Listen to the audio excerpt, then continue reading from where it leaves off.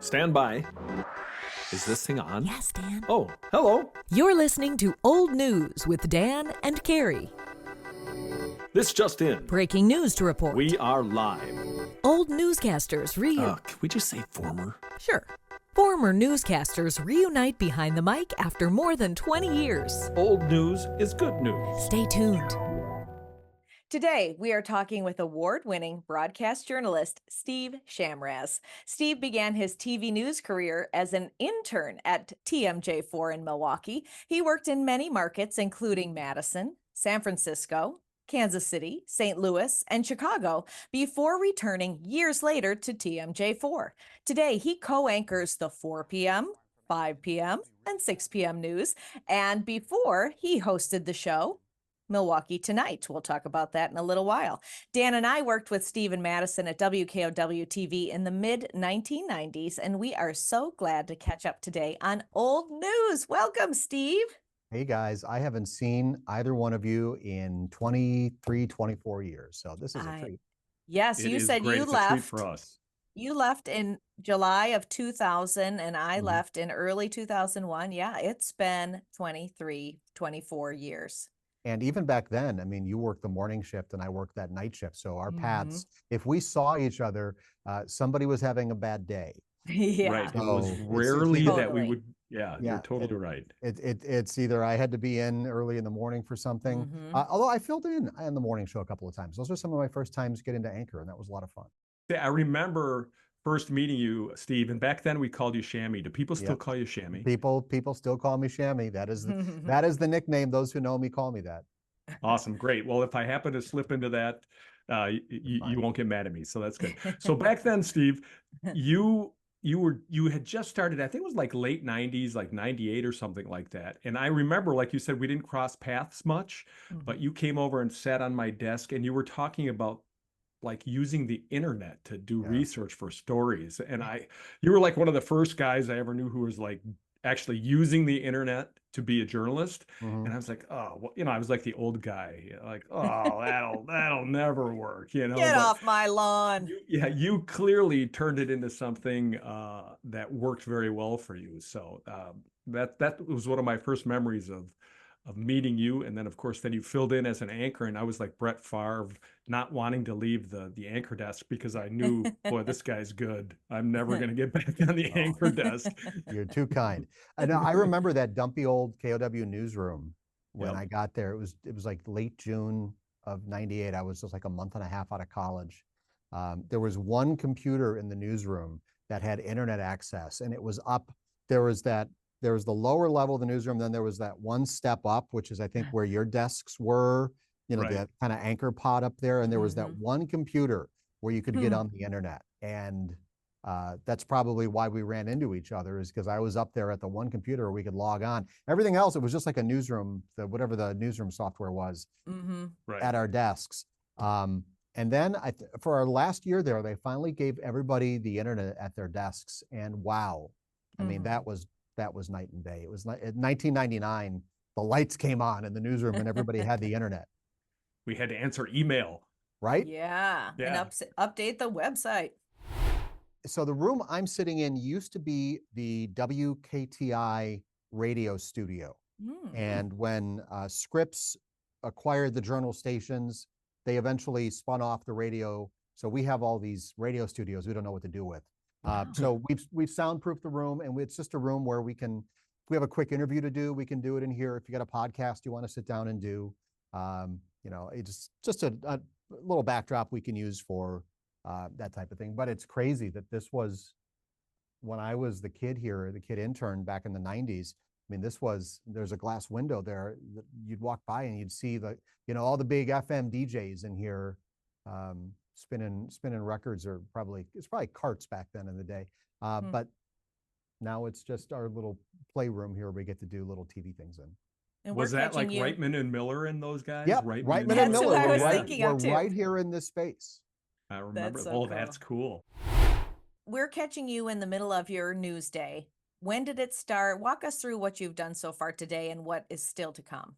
So I get in at 9:30, and it's right into the 9:30 editorial meeting, and that lasts about a half hour. Where we go through all the ideas that everybody's working on, debate around the table a little bit, and then send everybody out the door. And then we break up, okay, this is the list of assignments we have. And we have a ridiculous number of reporters right now. We have more people Really? working here than I can ever remember. So we get our list of assignments, and then we break it up over the shows. We have so many, we'll save somebody for the morning the next day. And so somebody every day winds up working for the 6 a.m. hour the next day. Story we think will play well in the morning. And then I'm out in the newsroom, and it's a couple hours of, email and working with producers. What are you thinking? And then 12:15, got another little meeting. It's a quickie, just 15 minutes. Where's everybody stand? It's the plan we cooked up with at 9:30. Is it still good? Are we okay? And then we take the temperature, and then I'm out to lunch for an hour until 1:30, and then, then I'm back in show prep mode. I write the open for the 5. We do a pre-produced open for the 5. So sometime between 1:30 and 3, I write that, and then at 3 o'clock we tape it, and then it's the last dash through scripts to get ready for the 4, and then like 3:30, 3:40, I like to be making my way to the studio, get in the chair, go through scripts one last time, and then I'm on the, it's you're blasting off on the great news coaster at that point, because I'm basically in the studio from 4 until 6:30. So because it's the hour news at 4, half hour at 5. We get a little break for nightly news at 5:30, but I'm still in the studio. We have teases and things to tape. So maybe I get back to my desk in the newsroom for 5 or 10 minutes. But then by 10 till, I'm back at the desk ready to go on the air at 6. And until recently, you were also doing Milwaukee Tonight. Yeah. But then you were moved to the 6. Milwaukee Tonight was a treat. So coming out of the pandemic, we realized we wanted to do something different because everybody was burned out. I mean, the viewers were burned out. We were burned out. I described it as in 2020, we would stand in front of a fire hose of awful every day and then relay that back to the audience. And it was tough. So we got the opportunity.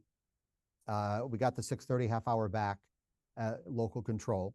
And we said, let's do a different show here. And so we wanted to celebrate community at 6:30. And so we clean sheet of paper, created the show from scratch. They gave us resources, which is amazing. I mean, when do you get resources anymore? But we had a dedicated reporter and photographer every day. We went live places.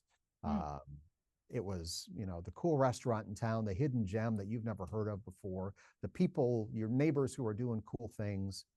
It was a great way just to kind of, from 4 to 6:30, you get all the awful you need. From 6:30 to 7, let's tell you, here's all the people doing stuff right in your community.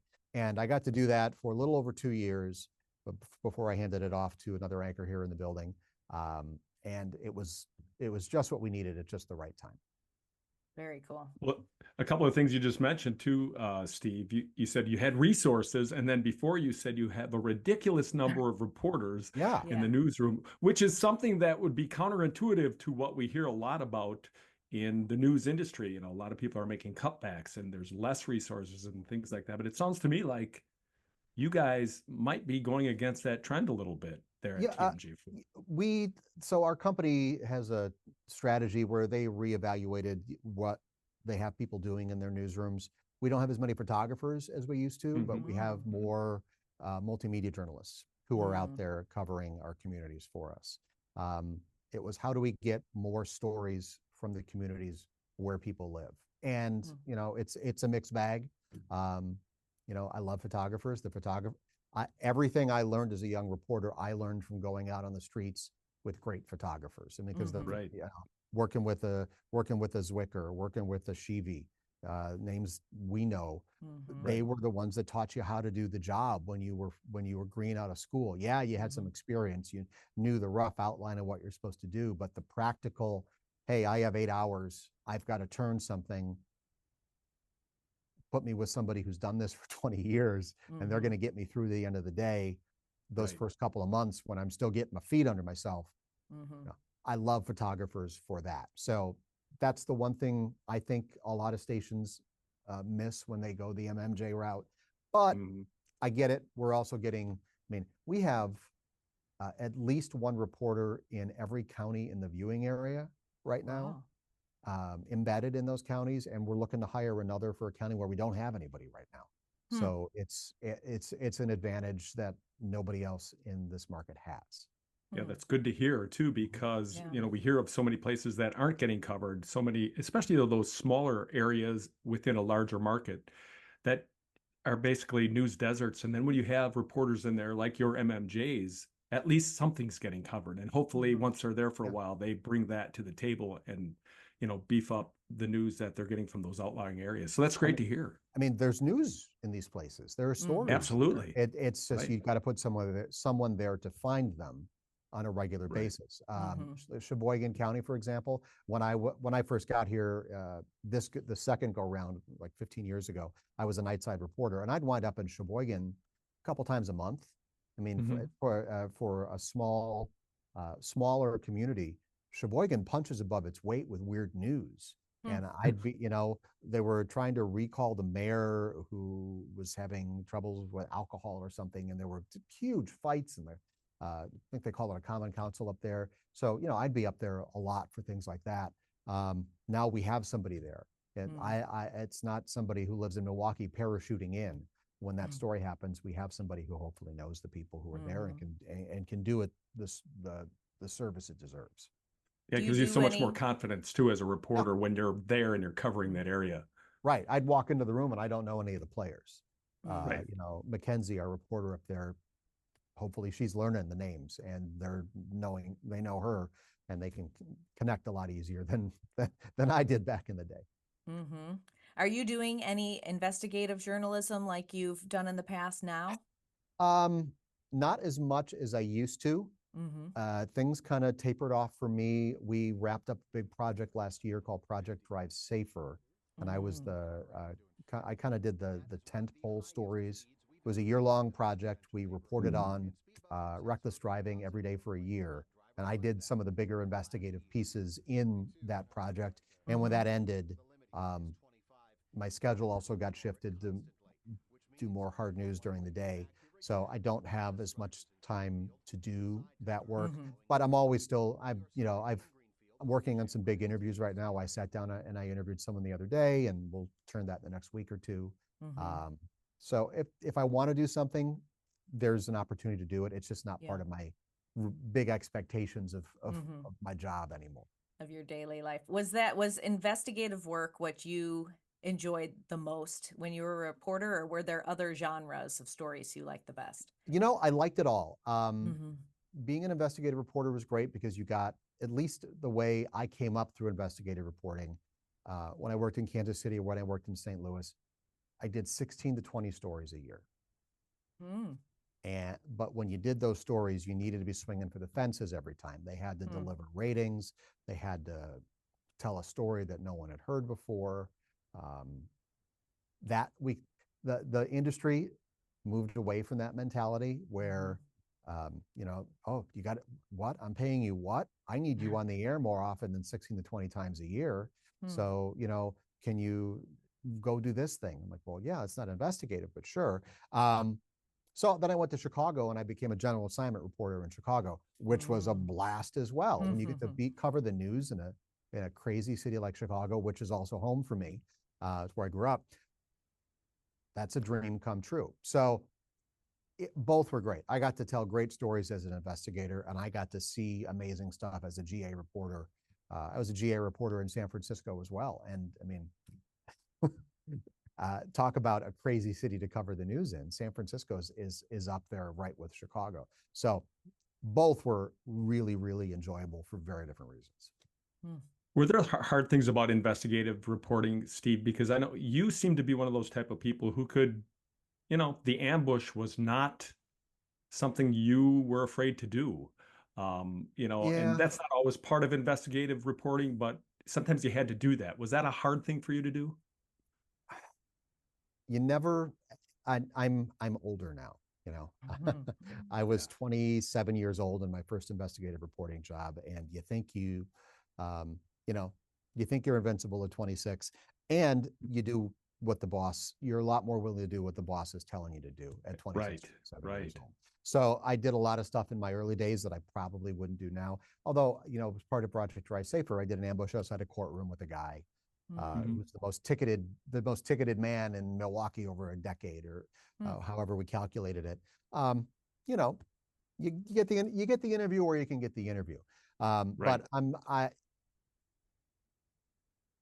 you do it when you need to do it.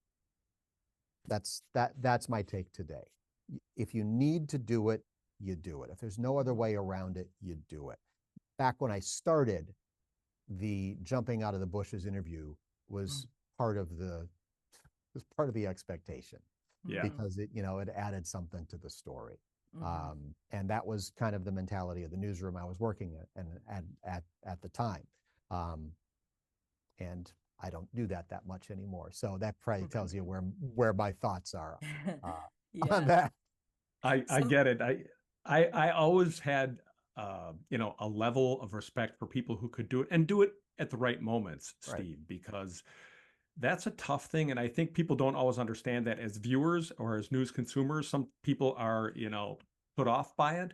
But sometimes, as you said, it's the only way you could really get somebody on the record, Right. especially back then. Nowadays, people are tweeting and everything's out on social media. But back then, that might be the only chance you ever get to hear from somebody. Right. So I always thought, gosh, that's the hardest thing to do. And I just respect those people who did it well, like Yeah, I Sam mean, Donaldsons of the world and things like that. Yeah. absolutely. I mean, if somebody's a public official and they are ducking and dodging, Mhm. you need to hold them accountable. Accountability journalism is totally my bailiwick. I am there for it.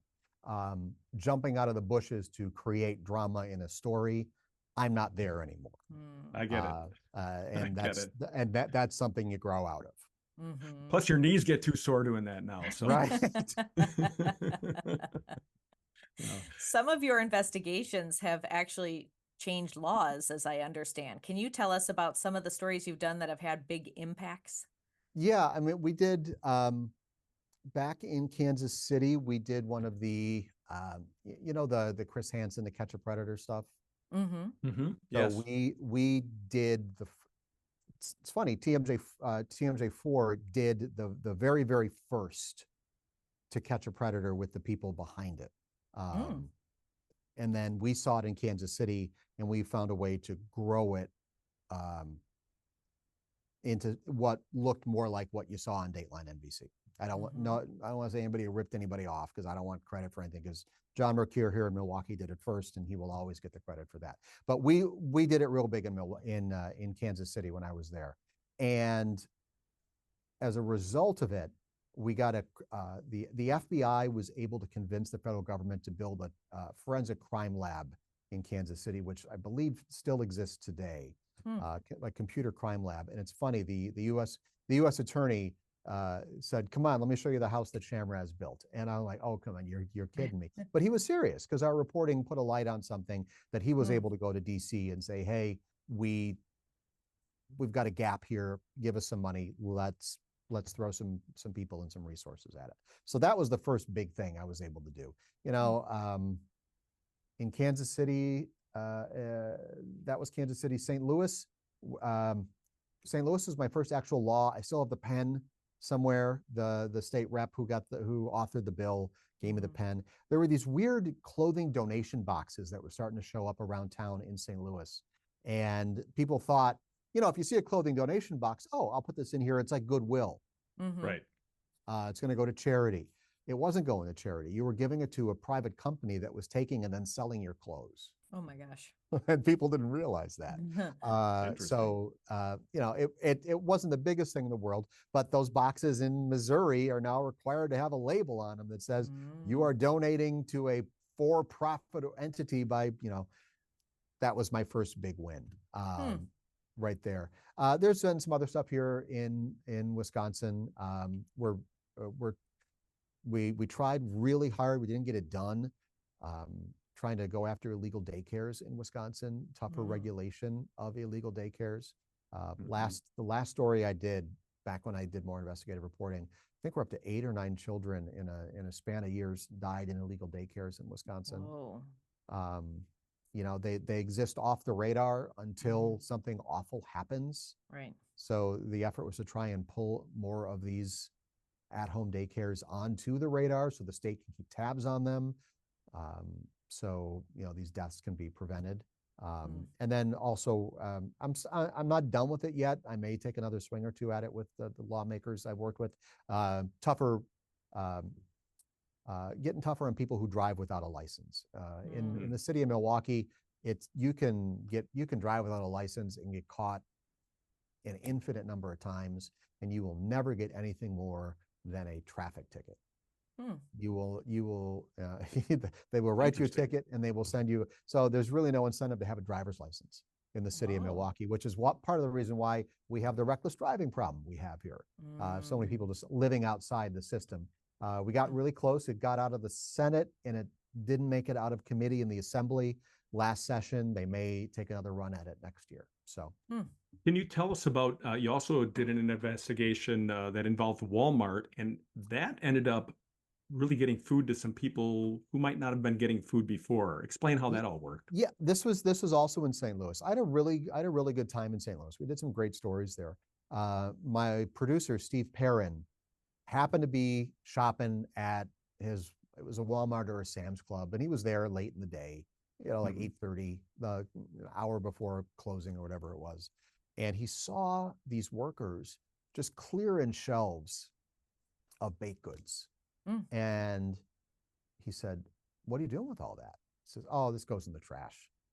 "What do you mean it goes in the trash?" "Oh, it's sell-by dated. It's all got to go." And we talked to some people. I said, that doesn't have to happen. Other stores, you know, we went to other big grocery chains. I think Schnucks is a big St. Louis grocery chain. You know, we went to them and said, no, we give that to the food pantry. Apparently there was a liability issue. There was probably some legal issue. Yeah, Walmart and Sam's Club didn't want the liability, if I'm remembering it correctly. So there was a Good Samaritan law that was passed that said, no, this is okay. You can do this. You're not going to be held accountable if somebody gets sick from your food donation. And then Walmart changed its corporate policy. And I remember shooting the stand-up. Is it still called the Edward Jones Dome in St. Louis? It's where the Rams played back when St. Louis had an NFL team. It was the size of the field inside the Edward Jones Dome, like up to the 300 level in a year, if you piled all the food up that was getting thrown out. And that was just a low ball estimate. Oh my gosh. Sure. So we had one person say it's just a sin that much good food was going in the trash. But at the end of the day, everyone did the right thing. Yeah, it was, I mean, quite an accomplishment to get a large ship like Walmart to change course and, you know, yeah, get that food into the hands of people who need it. They never admitted it was us that did it. They never gave us an interview. It was just, hey, Walmart announces this great new policy. And I'm like, oh, okay. And we take the quiet satisfaction of knowing that we tip of the hat. Yeah. that we could have put some pressure on this big company to do the right thing. So if that's what happened, Walmart, if you're watching, nice job. Yeah, congratulations. Yeah, hey, you mentioned before too, you grew up in the Chicago area and then you ended up in Milwaukee. So I think you went to school at Marquette, right? I remember that because I went there for a little while too. Yeah, I moved 30 years ago this year. I showed up with some tubs of stuff outside Mashuda Hall on Wisconsin Avenue in Milwaukee, and I moved my life here.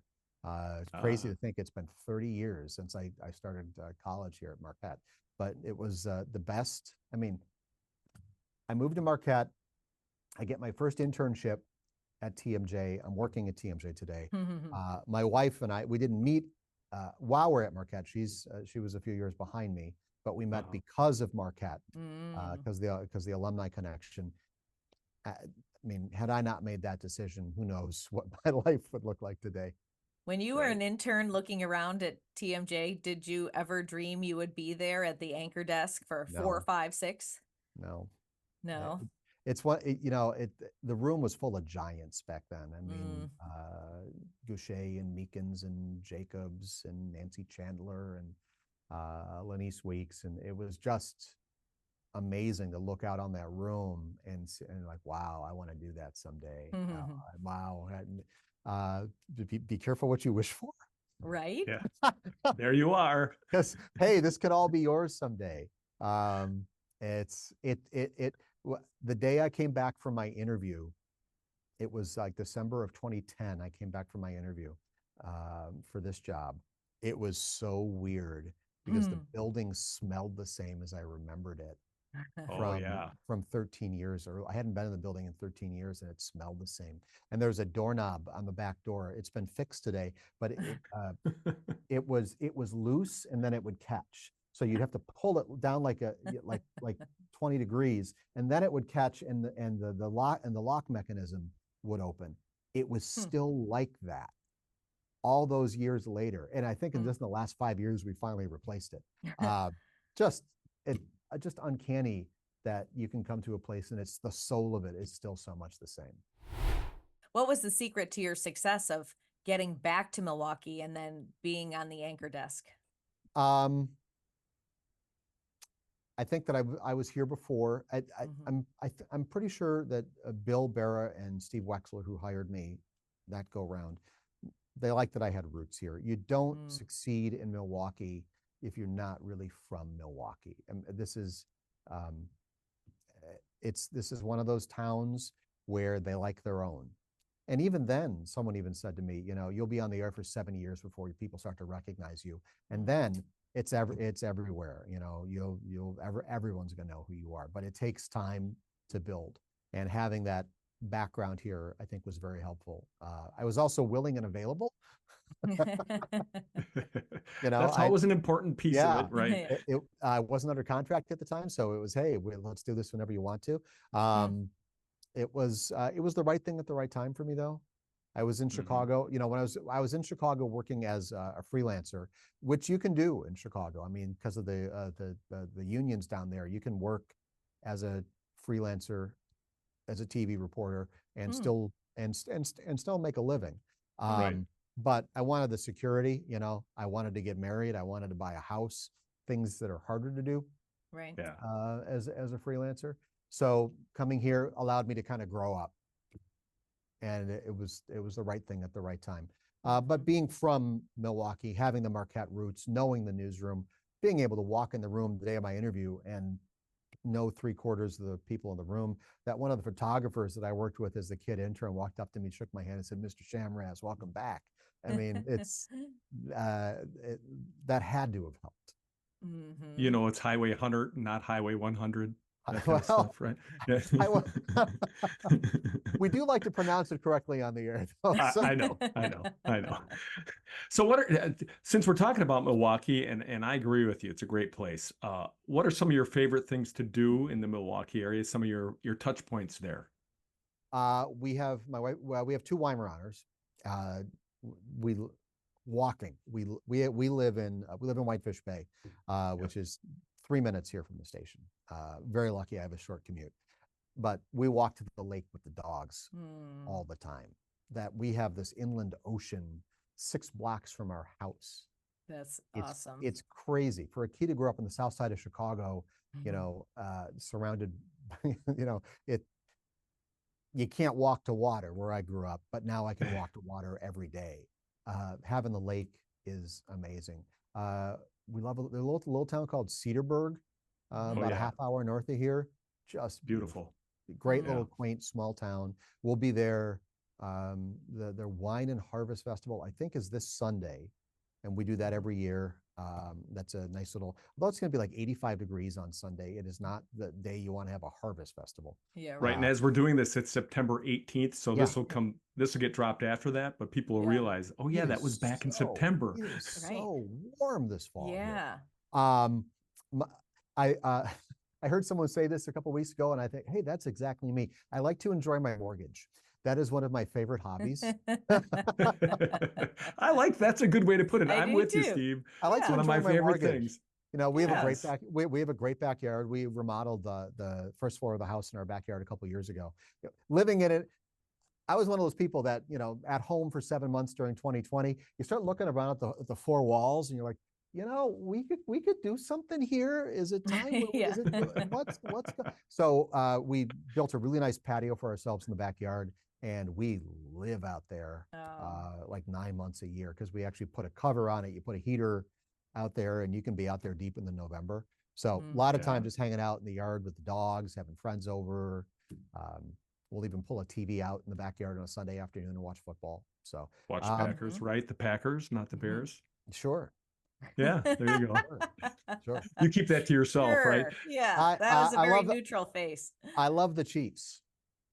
Oh, there you go. I'm going with the Chiefs these days because I lived in Kansas City. I've been to more Chiefs games than I've been to any other teams games in the NFL. So Chiefs fan, I am. And are you a Swiftie too now? I appreciate Taylor Swift. There you go. There you go. Yeah, that's the correct answer for a Chiefs fan. Well, no, it was her two. She put out 2 albums in the pandemic, Evermore. Yeah. And is that the one where she's got the flannel shirt looking at the? But anyway, I think it is. She's working with Justin Vernon from Bon Iver on those albums. And so I love Justin Vernon. I love Bon Iver, and that she was with him kind of sucked me in. There was a lot of cross collab going on because she's on some of his stuff, and then there's a side project called Big Red Machine. I think she's on that with some other. There's a lot going on then, so that's kind of where I started to listen to some Taylor Swift. Yeah, absolutely. I appreciate her too. And I read that you're a big Marquette fan still. Love and you it. Still like to go to those games. I will be there. I got a Shaka sweatshirt. I'm going to start wearing the games because the players come and go, but let's just hope Shaka hangs around for a while. Yeah. Oh, and he has turned that program. I mean, along with the players, but he has turned that program into something special. Oh yeah, I mean he got hold of it and made it something so much faster than I think anybody expected him to. So just fantastic. They've been fun to watch. Hey, was there ever a period? I mean, you've been to a number of stations over the years, and you talked about how you were a freelancer in Chicago. Was there ever a period where you were out of TV news in the last 24 years? So I've been laid off twice. That is one of the realities. That's one of the realities of this business. In 2002, I got laid off from San Francisco. My position was eliminated from the budget, as I was told. So I spent August, September. I spent like 3.5 months on the beach, as we like to call it, and then I wound up in Kansas City, and then in St. Louis. In 2008, we all remember what happened in 2008 with the economy. So that was one of the positions eliminated then. And I was, that was November of 2008. But the good thing is I started as a freelancer in Chicago in December. Oh, so that was your next move. That was my next move. Break there. So barely a break there. It was a couple of weeks. I was off the air. I was off the air in August, so they paid me out for like 90 days. And then, so I mean, I'm not working, but the paychecks are still rolling into November. So I wasn't on the air for like 4 months, but I only had like a month where I was, unemployed.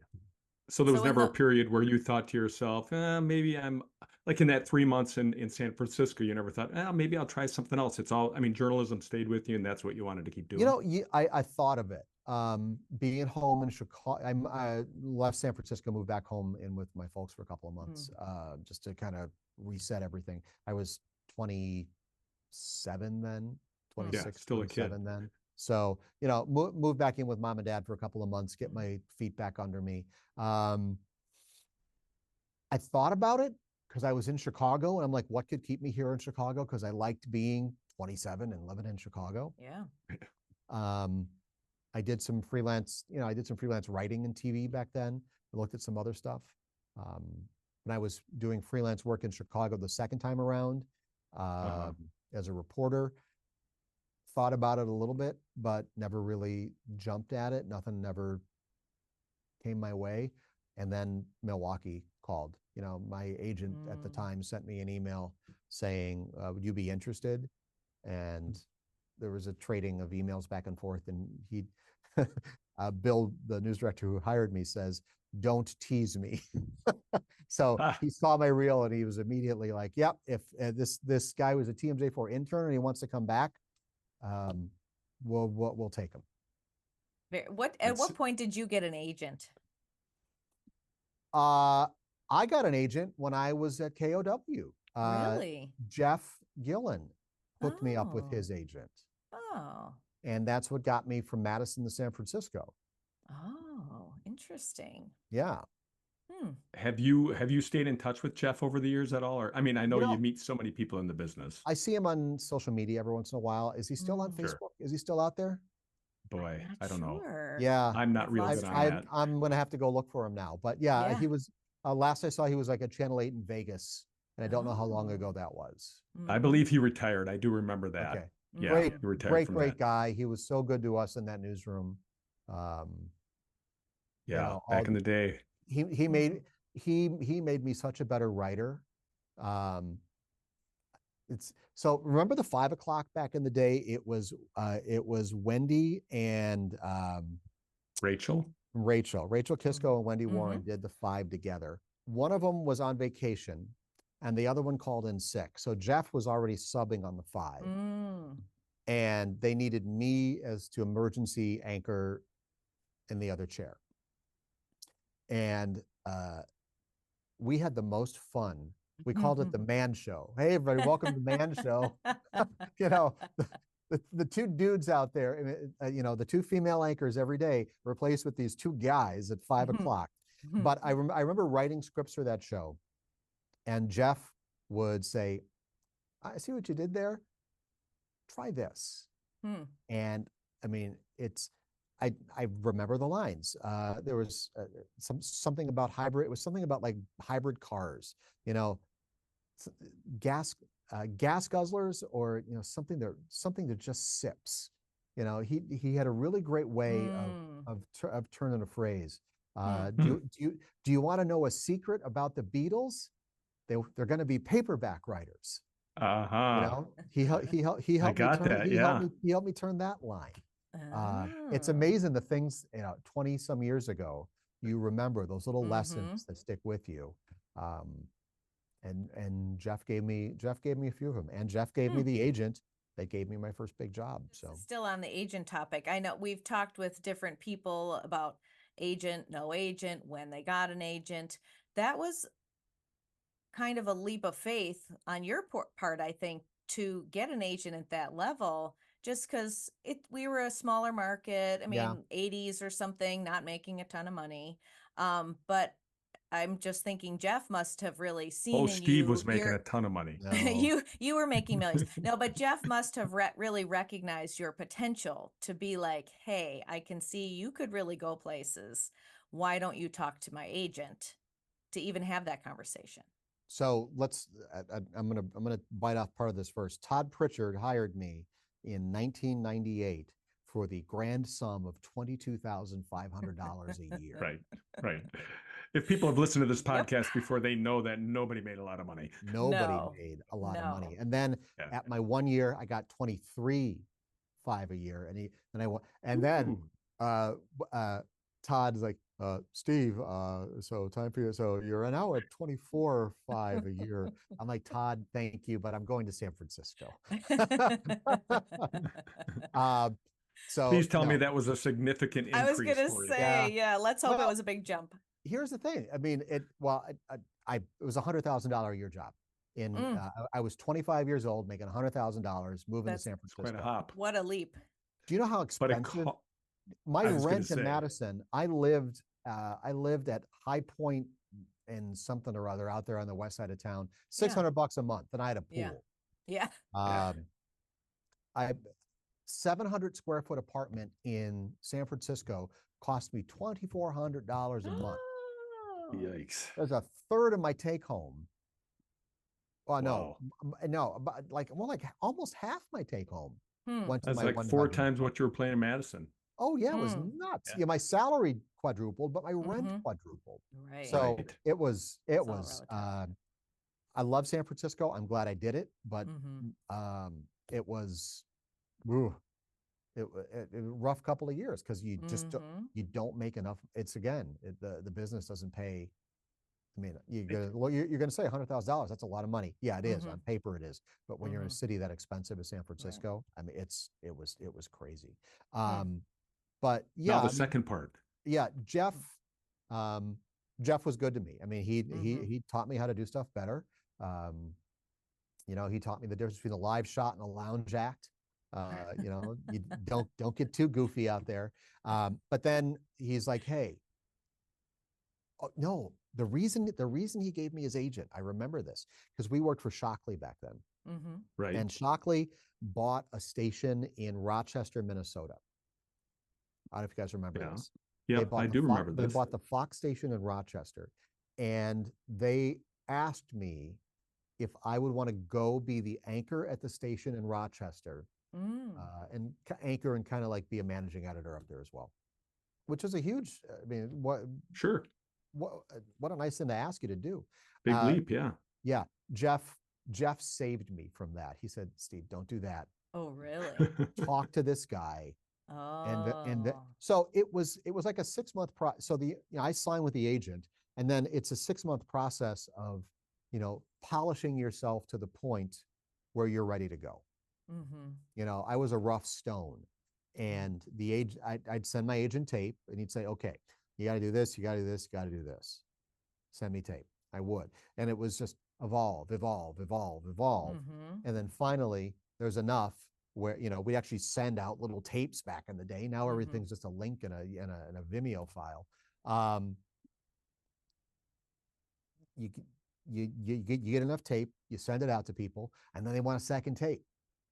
Yeah. And then you got to get more together, and so the agent really works to polish you at that point, and that was valuable. That really helped me a lot. Did my agent maybe push me to, you know, I was a morning reporter in San Francisco, which was grueling. Not, you know, I was a nightside lead story reporter at KOW when I left. It's a little bit of a change for me. You know, I'm out there doing the live shot outside the dark building at 5 a.m. And it was a lot different than the work I wanted to be doing. So it was very good in some ways. It taught me I can do anything. Doing 2 years of that job, but I also knew I wanted to do more, which is why I wound up in Kansas City next as an investigative reporter. You know, Right. I didn't want to go to Phoenix and be, you know, another breaking news reporter, you know, which would have been a great market. It's another big market.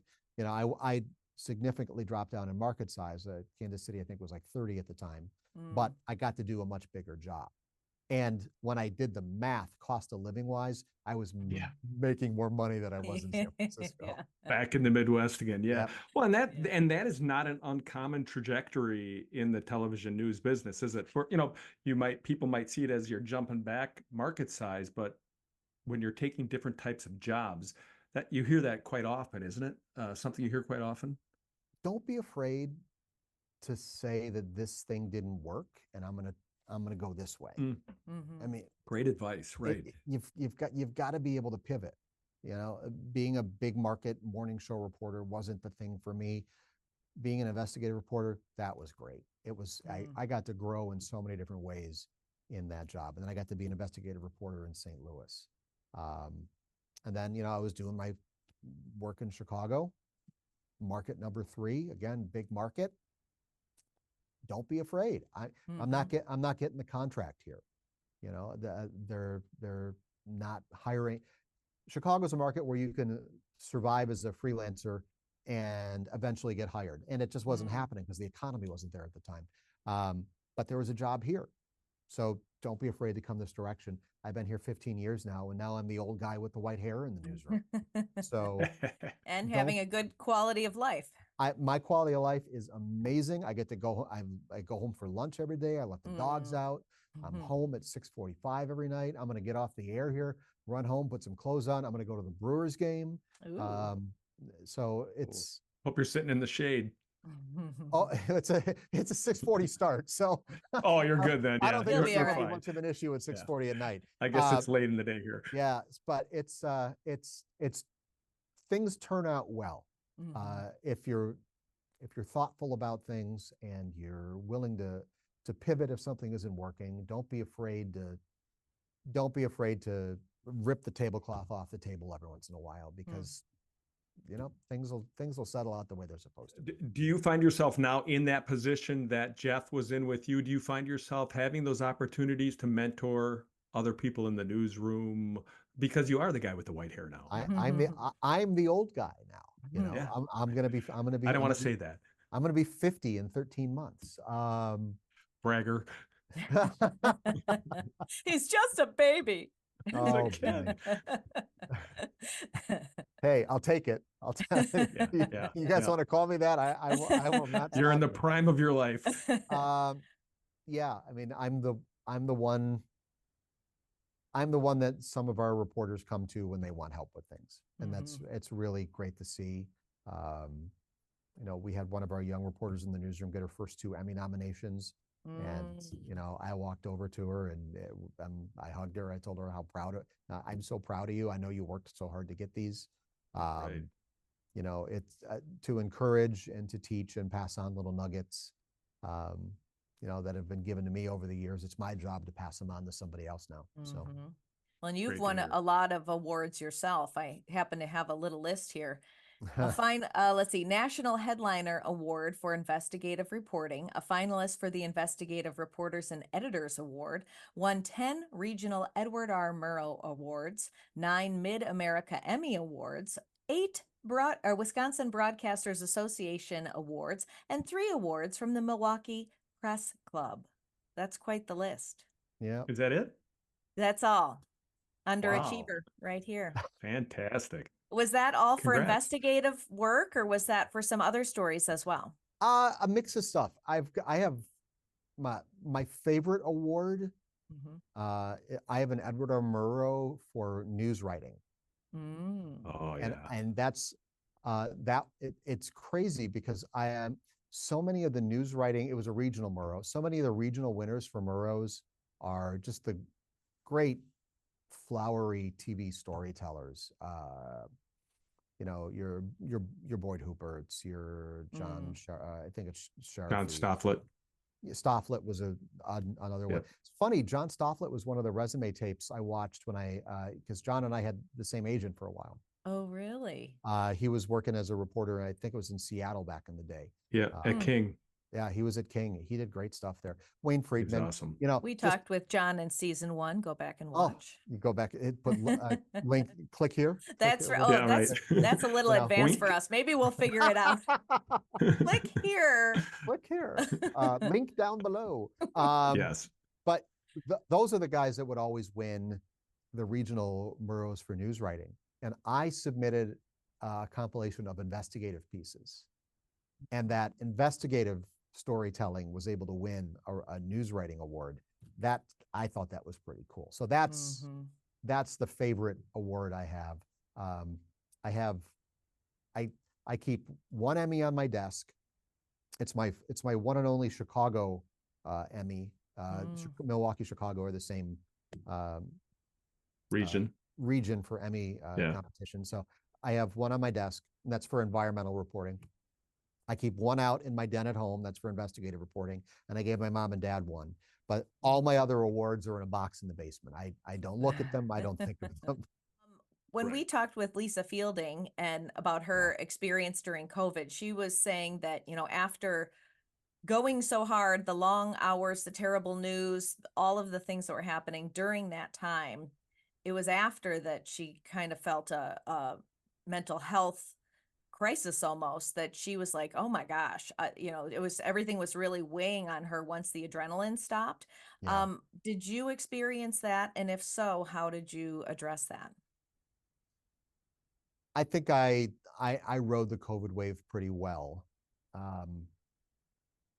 It started with my news director saying, we need to make a plan to get you from home. And we need to do that before we are told to do that by corporate. So I had a good sign it was coming. And while we were making my plan where we were coming up with my plan, my wife started working from home.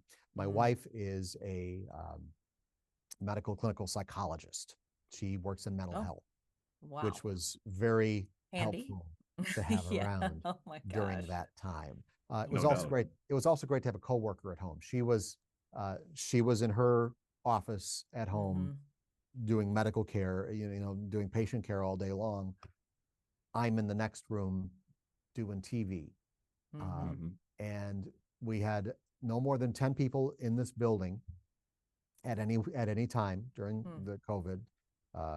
For 7 months, I worked from home, and I was always from home. I did my job from my den for 7 months. I didn't mind it.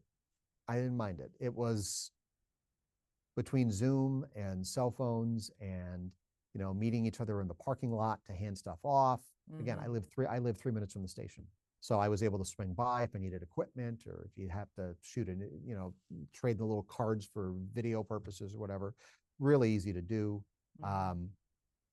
But you miss that. Newsrooms are social places. I did miss that. The mental grind of it, thank God, it never really got to me. I don't know if I'm just incredibly resilient or in denial. I don't know. But I was able to get through it pretty well. But when we went down to Chicago in December, and we saw and felt how bleak the city was at Christmas time, yeah, I get how somebody, the life is gone. I get how somebody who lived and worked in that city could have felt worn down by the year. So this is me in this moment appreciating what I had back then. I never put the two together until this moment. But yeah, I get where Lisa's feelings came from, because I think it's a great analysis, really, because like you said, you walk into those big cities that are just full of life and energy when they're churning like they should. You go there and it's almost has kind of a post-apocalyptic feel to it. It's how it felt. I mean, there was a Zara on Michigan Avenue. There was like a line. They were only letting, Zara is like a 4-story store. And they were only letting a handful of people in at a time. And there's this line just wrapping for 2 blocks, and everyone's wearing masks. Things I didn't see. Number one, Wisconsin had a little different take on the pandemic than Chicago did. And it's just, it's a center of population versus a suburb. Yep. So, we had very, very different experiences from here to there. Hey, we're going to let you get back to your life in general here. We always ask a couple of questions, and I just want to ask you the one I like to ask people. I call it first, worst, and thirst. So your first job ever, Steve, was what? First, I delivered papers. You were a paper delivery boy? I delivered the Southtown Economist. Wow. Is that like the shopper? It was the afternoon newspaper. It was Monday through Friday, and then Monday through Friday afternoon, and then Sunday morning. It was for the south suburbs of Chicago. The Southtown. It was the Southtown Economist, and then became the Daily Southtown. And now so you've been in the news business your whole life? Oh, really? Since I was like 11, yeah. And did you have an interest in journalism back then, or is just the job that you could get when you were young? Junior high, I always wondered why we didn't have a junior high school newspaper. And I always wanted to see if we could get one started. And then I got to high school, and I got on the high school paper, and then, yeah, this is what I want to do. So I did kind of figure out in high school, this is what I wanted to do. Yeah, and it stuck. And so you can say either what was your worst or your best job. I don't want to. My worst job, that morning shift in San Francisco. Yeah, that was it. It takes a special person to work those hours, and it was you'd show up at work, you'd get in a live truck, and you were in that live truck until the end of your day, and it was you. And if you had a grumpy photographer, good luck, because you're with that you're with that guy for 9 hours. Yeah, and there's no changing. So, and at that time of the day, it's pretty easy to be grumpy. Yep. Yeah. And how about something? Are you still thirsting to do something, Steve? What's out in the horizon for Steve Chamraz?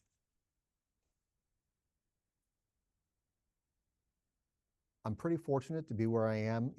I've looked. I auditioned, interviewed for a job earlier this year. thought about it real hard. I'm really content where I am, where we are here. But, you know, if there's a chance to ever go back home in a role like this, I would certainly entertain it. You know, one of the, I don't have an agent anymore.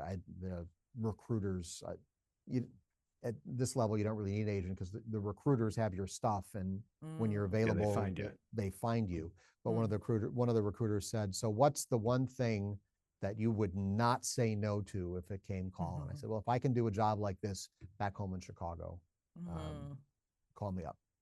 So it's the only thing it's out in the universe. So yeah, there you go. Hey, there you go. There it is. There it is. And I always like to ask about bloopers that have stuck with you over the years. I did find on YouTube a little giggle fest about Flippy, Flippy, yeah, Flippy the burger flipper, which gave me the giggles, which probably earlier before we started the podcast, I was having my own giggle fest over the intro. Maybe I'll blame Flippy for that, getting me going down that path. So there's two things going on in that Flippy video. We're laughing about Flippy, but Carol also mentioned something about her mother. Yeah. I don't know if that's in the cut that you saw. It is. But, Carol likes to. There's stuff that's set off the air that Carol and I, because we work together so much, there's just a look. A knowing glance set there was you a off. knowing glance between the two of us about something she said, and that derailed it as much as Flippy did. So, oh boy, yeah, that was an inside joke that just happened to come out on air. The bloopers. When I worked in San Francisco, it was Memorial Day, and we were doing live shots in a cemetery. It was I believe it was a military cemetery, and we were previewing the events that were going to happen later in that morning. It was 6:30. I'm getting ready to do a live interview with somebody, and it's a cemetery, so sound travels. There's nothing to stop the sound from traveling, and there's a bagpiper who just starts practicing at 6:30 in the morning. just as I'm starting the interview. And I said, we're struggling because we can't hear each other. I said, that's loud enough to wake the dead. And he looks at me, "Oh, that was a line right there." And I said, "Oh, I'm so sorry. I'm not," and so we got through it. But as soon as we're on to the next story and I'm out of double boxes, my phone's in my pocket and it just lit up. Oh yeah. And it's the EP of the morning show. "Don't you ever." And it was totally not planned. It was it's just a thing you say in the moment. Yep. And so that is Karen Wolferdinger, if you see this, you were the producer of that hour that morning. I apologize again to you. She would on Memorial Day send me a message through Facebook saying "Happy Wake the Dead Day" to you. So, nice. Yeah, but she has a good sense of humor. That's probably my best faceplant moment so far. That reminds me of a story. You guys all know Ryan Moore. You remember Ryan Moore? He was a photographer back when you were there too, Steve. He was the chief for a while, right? Yes, he was. Yeah. And he's still there in an operational role. But he always told the story of he worked in Milwaukee at one of the stations as a photographer before he came to Madison. And he always told the story. He went to the funeral of a clown. And he walked in, and the clown was in full clown regalia. Oh no! And so you walked in, and you could see like the big feet sticking up out of the casket. No. And I kid you not, one of the guys dressed in full clown outfit came up to him as he walked in with his camera and said, "Now don't go making a circus out of this." Oh my God! And that's that's his story about That is- something like that. It was not on the air, but That is you know, fantastic. That's good I know. stuff. How do you not? I'm how just do you not? picturing the big clown shoes sticking The out. clown shoes sticking out of the Mm, casket. But Oh, boy. and the anyway, red nose. That's there you good go. stuff. Well, Is there any advice, Steve, before we part ways here today that you want to share with young journalists coming up? Learn how to write. Mm. That's the most important thing. Good writing is hard to find. You know, we get it's they get younger and younger coming into the newsroom. No, they don't. They're all the same age. I'm just getting older and older. But Right. Funny how that works. yeah, it's we just need to keep the high consistent standard of good writing. That's the most important thing. All right. Thank you, Steve. We appreciate your time. It's been wonderful catching up with you today. Thank you both. I'm going to go tape the 5 o'clock open now. All right. right. Have a Thanks, Steve. wonderful 4, 5, and 6. Thanks, guys. Great to Bye. see you. Thanks for tuning in to Old News with Dan and Carrie. That's old news for now.